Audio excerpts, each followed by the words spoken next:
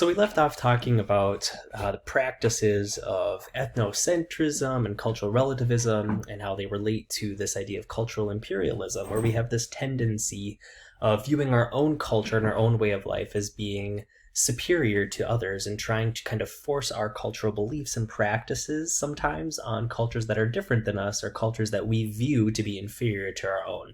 So one concept I asked you to kind of reflect on in the weekly content this week is a cultural practice called female genital mutilation, or alternatively female genital cutting. So I included a link in the slides here to a video that I asked you all to view, and I included that video into the weekly content for this week, and then which presented kind of one view of female genital cutting, and then I asked you to read a short article that presented another view of female genital cutting. And so whether or not you're familiar with this practice, before I ask you to read and view these different pieces of content doesn't really matter. After having viewed them, I'm anticipating that everyone probably had a kind of gut or visceral reaction to what they thought of this practice.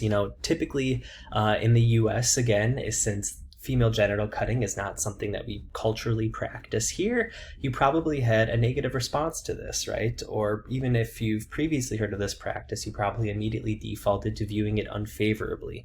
However, again, I'm going to challenge us to look at this idea, this custom, as sociologists, using our sociological imagination, and recognize that as sociologists, it's not our job to decide what is right or wrong, good or bad, right? We're not philosophers here. We're not, trying to determine which behaviors are morally right or wrong.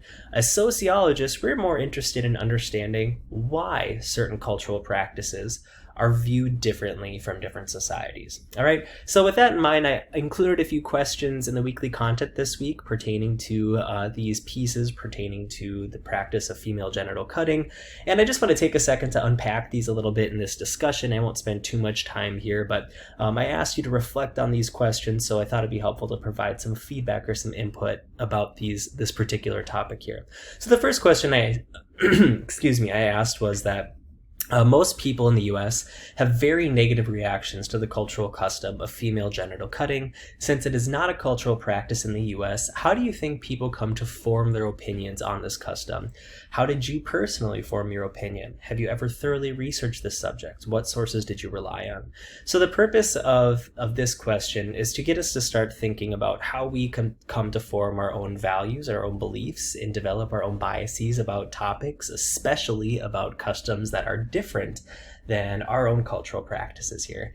Now, most often, we might judge another culture for their practices or behaviors simply because they are different than our own. And when we judge them, we'll typically view them in a negative light, right? It's not like we heard of this practice of female genital cutting and thought, oh, wow, that's something that we don't do here, but that's an interesting cultural practice.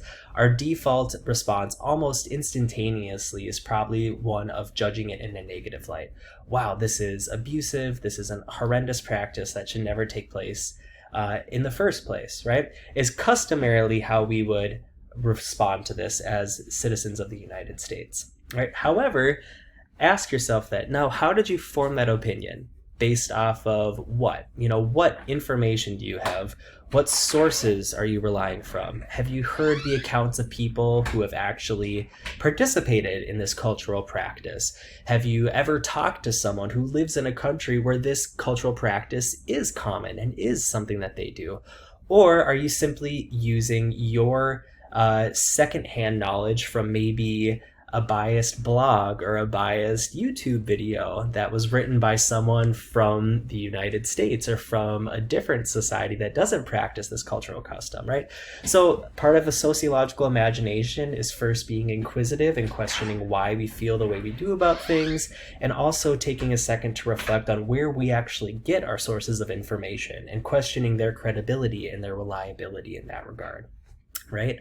The next question I asked is, as indicated in the reading above, right? So this is referring to the short article I asked you to read online that provided another perspective on female genital cutting. The United States actually widely practices several forms of non-consensual genital cutting on, even on infants, right? For example, many babies have their penises circumcised at birth in the United States. It's a cultural practice here. We engage in our own form of genital cutting in the US on infants. However, we as Americans don't really see any problems with our own practices of genital cutting, but we heavily problematize the genital cutting customs of other cultures. So use a sociological imagination and consider why this may be. Why is it totally socially acceptable for us in the United States to cut a baby's penis, right, to give them a circumcision and remove the foreskin of a baby's penis, and to do that obviously when they're infants, and these infants obviously can't provide consent? Why is it totally okay for us to do that here? But here we are turning our noses up and being absolutely disgusted about this practice of genital cutting that's taking place in other countries. Right? So think about that. A conflict theorist would say that it's because of our ethnocentric ideals that we have as a society, where we view our own culture as being the best, right? And we suggest that because we do things one way, it's the way that it should be done in other places.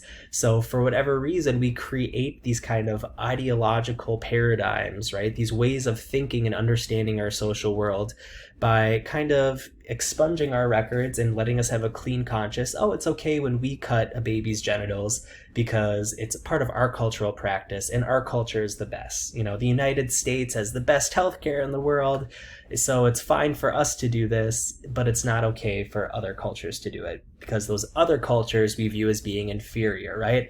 Because maybe they don't have the same advances in technology and medicine and healthcare that we have in the US. We automatically assume that they don't know what they're doing, or that their cultural practices are just these weird traditions that they have, these, tribal societies that are living, like cavemen still. We generate these really problematic narratives about these societies that I said have been able to sustain themselves for literally centuries, if not thousands of years. And yet we still feel the need to downgrade them and to look at them as less than, right? And it's important to note that in the United States, there's a lot of controversy about circumcision of penises. There's scholarly research that suggests that men who are circumcised experience both psychological and physical negative side effects from it. It desensitizes the penis. People who have circumcised penises, and studies have been found to have less sexual response and sexual pleasure in comparison to uncircumcised penis. And there used to be this argument that circumcising the penis was for health concerns. But again, studies have debunked that myth and found that there is no health concern to having an uncircumcised penis as long as the penis is being cleaned regularly, which hopefully would go without saying these days. So again, but it's important to note that even though we really don't have any justification for performing these non-consensual genital cuttings on infants in our country, we can justify it in our mindsets by using cultural imperialism and ethnocentrism and saying our culture is the best. What we do here should be done in other cultures, and we judge and belittle other cultures for doing things like this female genital cutting practice, right?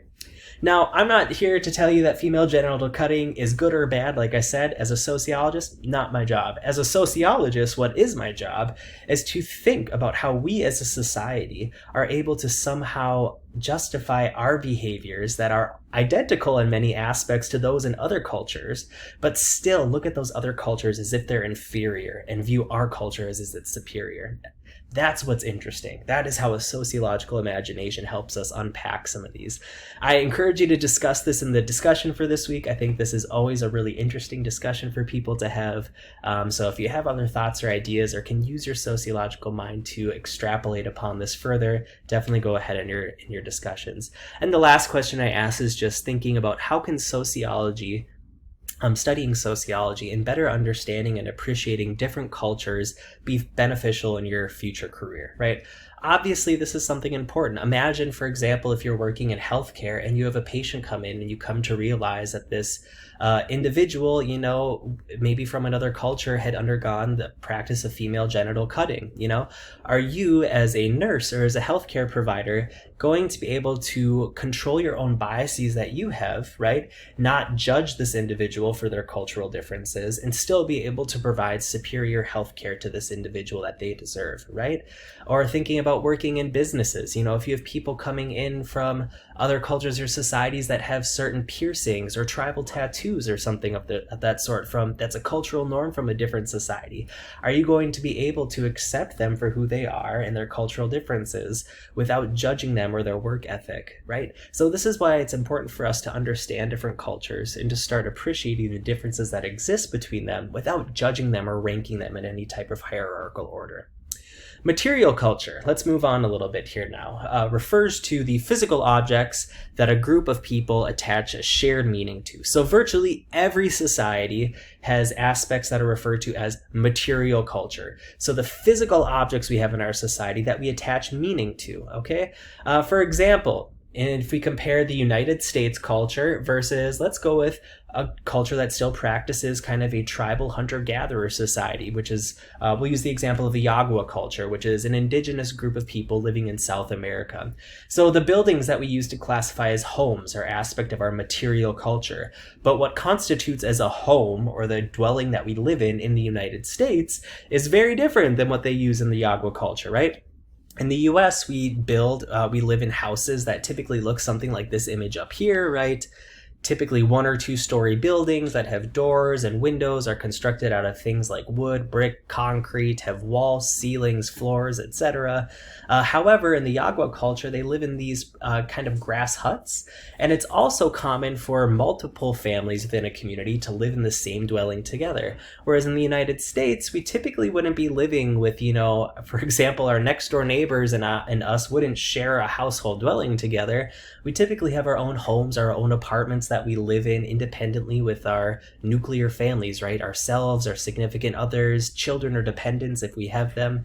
And again, in the Iagua culture, these houses are kind of viewed more as communal dwellings where multiple families, multiple unrelated people may live in the same dwelling together. Clothing is another aspect of material culture. So what each society deems to consider appropriate attire or appropriate dress is very different. In the US, typically, shirts and pants that are, woven together out of things like cotton or polyester are what we would consider to be clothing. For different special events, things like wedding ceremonies or funerals, we adjust our clothing to meet those specific requirements. The Iagua culture, does typically wear cotton clothing on a typical day-to-day basis as well, but for their special events, for example, if they have like a cultural ceremony within their community, it's common for them to weave shirts and clothing out of like grass to make like grass skirts and grass tops, as you see here, and the woman will often wear these red cotton skirts. Right? So what we consider to be clothing in our societies is an aspect of material culture that varies from one society to the next. And lastly, food, which we talked a little bit about at the beginning of the presentations this week, right? Talking about how we have preferences for different foods, and in Texas culture, we love Whataburger and barbecue, right?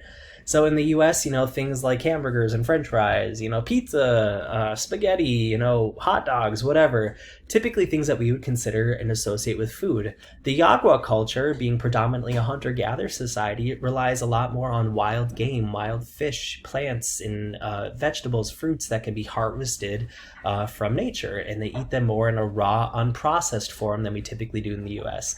So for example, turtle meat is a very common form of food eaten by the Iagua culture.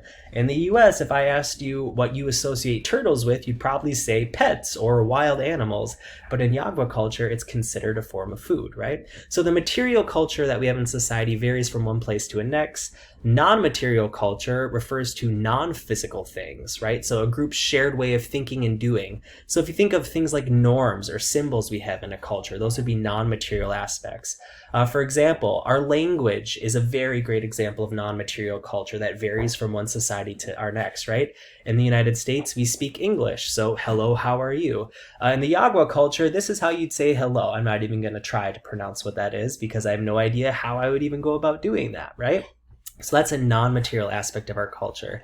Also, wedding customs. In the United States, big white weddings are typically customary, right? A man and a woman or two people, regardless of their gender, fall in love and get married. In the Iagua culture, it's more of a courting process. A man would have to spend an entire year hunting and providing food for a woman's family and their parents in order for them to be considered eligible to get married. And then they would get married, and the man would live with the woman and her parents for at least a year and continue to provide for them before they'd go off and live on their own.